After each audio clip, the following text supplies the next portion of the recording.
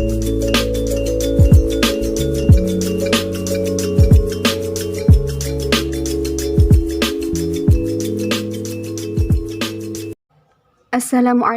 warahmatullahi wabarakatuh. Bertemu lagi di channel Kak Nuha. Kali ini kita akan membahas latihan soal matematika penilaian akhir semester kelas 8 untuk part yang pertama. Oke, langsung saja kita simak latihan soal dan pembahasannya. Soal nomor 1, menentukan jenis pola bilangan. Barisan 0, 1, 1, 2, 3, 5, dan seterusnya adalah barisan bilangan. Nah, perlu kita perhatikan. 0 ya. 0 ditambah 1, ini sama dengan 1. 1 ditambah 1 sama dengan 2. 1 ditambah 2 sama dengan 3. Jadi penjumlahan dua bilangan adalah hasilnya bilangan selanjutnya. Ini merupakan ciri-ciri dari bilangan, betul sekali, Fibonacci. Oke, lanjut ke soal yang kedua. Menentukan pola berikutnya dari sebuah gambar. Batang korek api disusun dengan susunan seperti pada gambar berikut. Jika pola tersebut terus berlanjut, banyak batang korek api pada susunan ke-10 adalah berapa batang? Sebelumnya, kita tulis dulu, pola yang pertama ada berapa batang korek api? 1, 2, 3, 4, 5, 6, ada 6 ya. Kemudian yang kedua, tuh 2, 3, 4, 5, 6, 7, 8, 9, ada 9. Yang ketiga, 2, 3, 4, 5, 6, 7, 8, 9, 10, 11, 12. Ada 12 dan seterusnya. Jika kita perhatikan 6 ke 9. Ya betul sekali, selisihnya 3. Ini juga 3.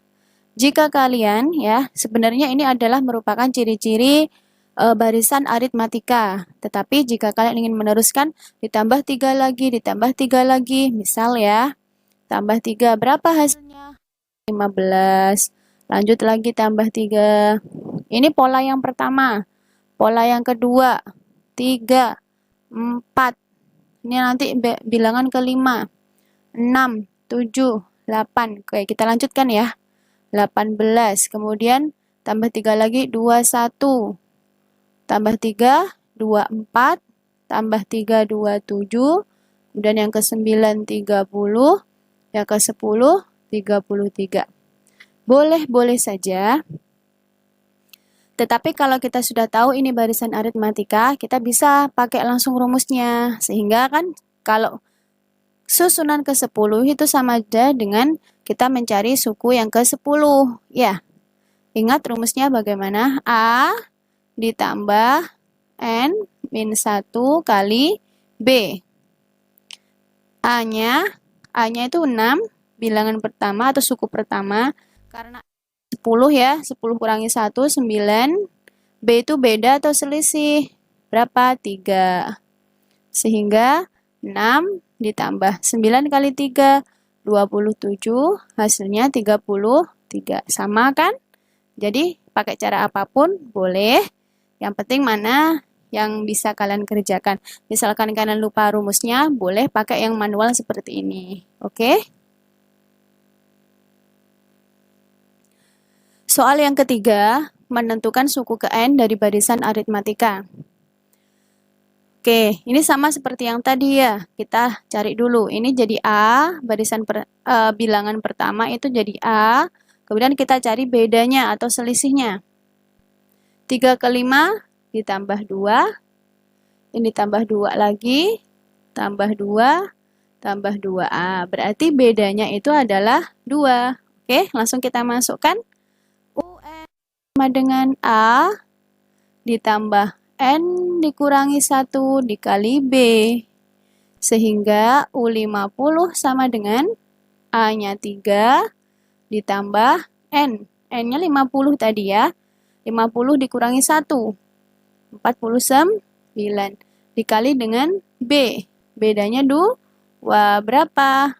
3, 18, 98. Berapa ini? Betul, 101.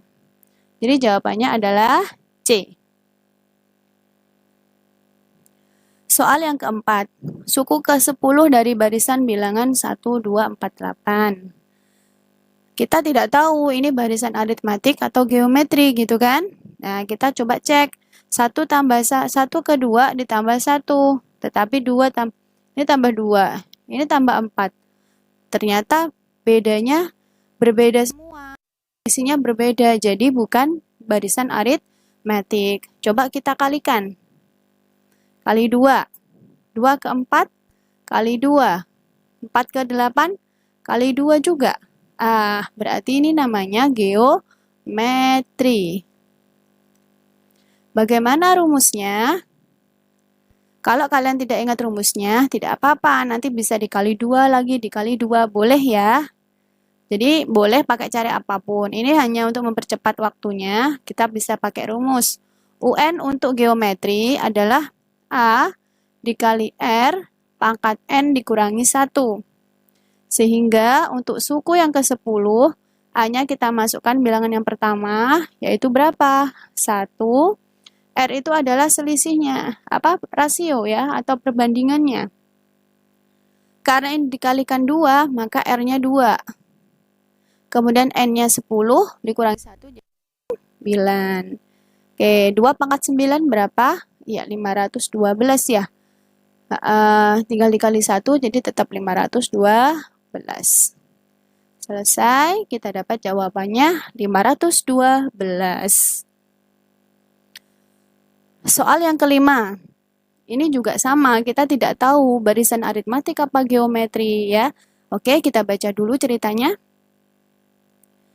Sekelompok burung terbang di udara dengan formasi sebagai berikut, membentuk ini ya, tertutup oleh gambar. Barisan pertama terdiri atas 1 ekor, ini 1. Kemudian barisan kedua ada 3. Barisan ketiga terdiri atas 5 ekor burung, ada 5. Barisan keempat terdiri atas 7 ekor burung. Oke, jika banyaknya barisan dalam formasi tersebut ada 10, sampai 10 nih barisannya ya, maka banyaknya jumlah burung pada barisan terakhir.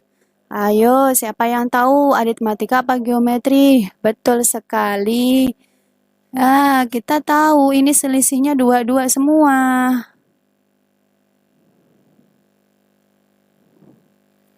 Ya, yang dicari barisan ke-10, berarti U10.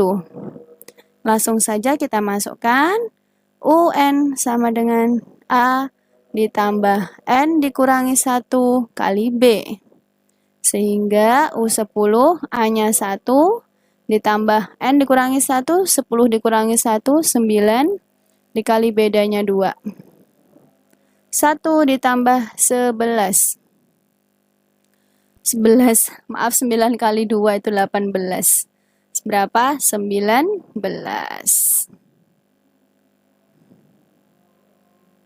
Iya.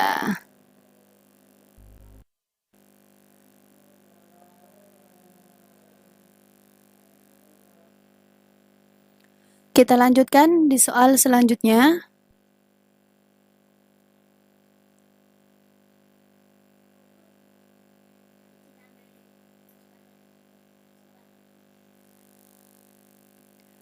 Oke, soal yang ke-6. Ada cerita ini ya, seorang anak menabung untuk membeli sepeda. Jika pada bulan pertama menabung 10.000, bulan kedua menabungnya 12.000, bulan ketiga menabungnya 14.000, dan seterusnya. Ini menambah 2.000 terus. Tambah 2.000 terus ini. Sampai nanti, ini kan bulan yang 1, bulan kedua, bulan ketiga gitu ya. Dan seterusnya, setiap bulan dengan kenaikan 2.000 dari bulan sebelumnya. Pada akhir tahun kedua, jumlah tabungan anak tersebut adalah, nah kita perhatikan. Yang ditanya itu bukan dia nabung di akhir tahun kedua bukan, tetapi jumlah tabungan semuanya. Nah, karena jumlah tabungan semuanya, maka yang akan cari adalah mulai tabungan bulan pertama, tabungan bulan kedua itu dijumlahkan semuanya. Jadi mulai dari 10.000 ditambah 12.000 ditambah 14.000 ditambah sampai tabungan di akhir semuanya di yang bulan ke 24. Kenapa 24? Karena kan tahun kedua, 2 tahun, 2 kali 12, jadinya 24. Nah, karena ini kita mencari penjumlahan semuanya, maka yang kita cari bukan UN, tapi SN. Ya, rumusnya bisa pakai ini, setengah N, 2A ditambah N dikurangi 1 dikali B. Sebelumnya kita lihat dulu, oke. Bisa kita langsung masukkan ya, karena sudah ada A-nya, sudah ada B-nya. Kita masukkan S berapa? S 20. Nah, karena bulan ya, bulannya ada 24, karena per bulan menabungnya. Oke, setengah dikali 24. 2, nabung A-nya 10.000, ditambah 24 dikurangi 1, 23, selisihnya 2.000. Nah, ini bisa dicoret jadi 12, 20.000 ditambah 46.000. Oke, sehingga 12 ini berapa? 66.000 sama dengan ya 792.000. Nah, jawabannya adalah D. Selanjutnya nomor 7 ya. Ini berbeda, kita akan menentukan suku awalnya. Seutas pita dibagi menjadi 10 bagian dengan panjang yang membentuk deret aritmatika. Jika pita yang terpendek 20 cm dan yang terpanjang 155 cm, maka panjang pita semula adalah, oke, coba misalkan kita gambar deh pitanya. Yang terpendek 20. Terus ada 10 bagian. Itu 2. Ada lebih panjang lagi. Kan karena membentuk deret aritmatika ya. Jadi semakin lama semakin panjang tuh potongannya. Lebih panjang lagi sampai 10 gitu ya. Dan potongan yang paling akhir itu yang paling panjang, 155. Sehingga yang terpendek ini kan jadi A atau U1 ya. Sedangkan yang 155 itu jadi urutan yang ke-10 yang terakhir. Karena paling panjang jadi sama aja dengan U10. Oke, kita coba. Sekarang kita cari. Nah, ini kan. Nah, kita sekarang disuruh mencari pita panjang semula. Itu artinya kita disuruh menghitung mulai dari pita awal sampai pita pendek ditambah dengan pita selanjutnya sampai pita paling akhir. Itu artinya kita disuruh mencari SN-nya. Betul sekali, S10. Pitanya dibagi jadi 10. Kita tadi menggunakan rumus SN sama dengan setengah N, 2A ditambah N-1B. Nah, gini. Tetapi ada satu rumus lagi kalau kita sudah tahu U10-nya. Ya, bisa pakai yang ini, setengah N, A ditambah UN. Nah, seperti ini bisa. Jadi, kita hari ini mencari S10, tinggal dimasukkan setengah dikali 10, A-nya 20, ditambah 155. 175. Berapa? 875 cm.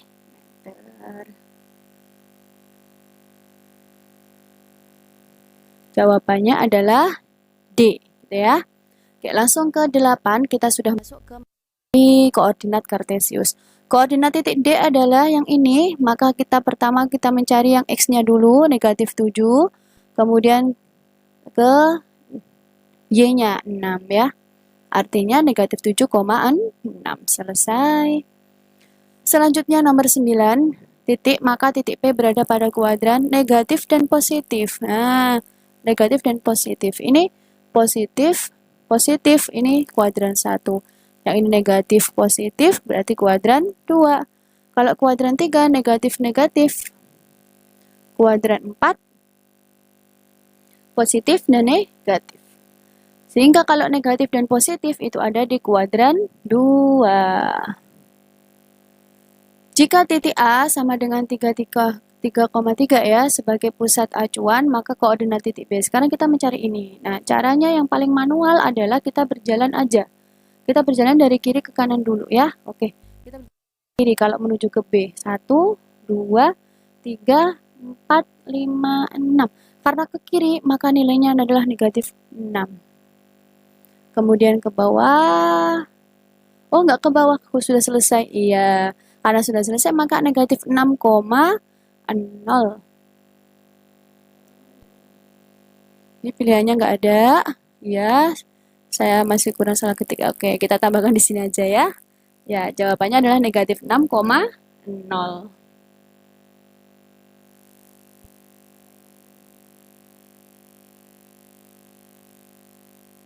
Sebuah garis lurus melalui titik P negatif 4,3 dan Q negatif 4, negatif 2.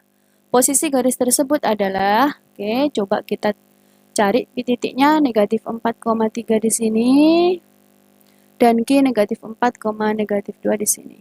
Garis lurus melalui dua titik ini, berarti kita buat garis lurusnya. Nah, ini oke, garis lurusnya seperti ini. Oke, apa? Iya, ini garis Y ya. Kalau kita perhatikan ini sumbu Y. Ternyata apa dengan sumbu Y? Sejajar sumbu Y. Tegak lurus dengan sumbu X. Tapi tidak ada tegak lurus dengan sumbu X. Maka adanya sejajar sumbu Y. Jawabannya adalah sejajar sumbu Y. Gitu ya. Oke. Diketahui titik P 2,1, titik Q 2, negatif 4, titik R 7, negatif 4, dan titik S. Jika keempat titik tersebut dihubungkan, akan membentuk persegi, maka koordinat titik S adalah, kita gambar dulu titiknya, P 2,1. Ini P, Q 2, negatif 4. Di sini, oke. Kemudian R 7, negatif 4. Ini R, oke. Kalau kita mau membentuk persegi, ini sepertinya bukan persegi ya. Oh ya, persegi ya. Betul sekali persegi. Maka titik S harusnya ada di sini. Nah, berapa titik ini? Betul sekali, 7,1.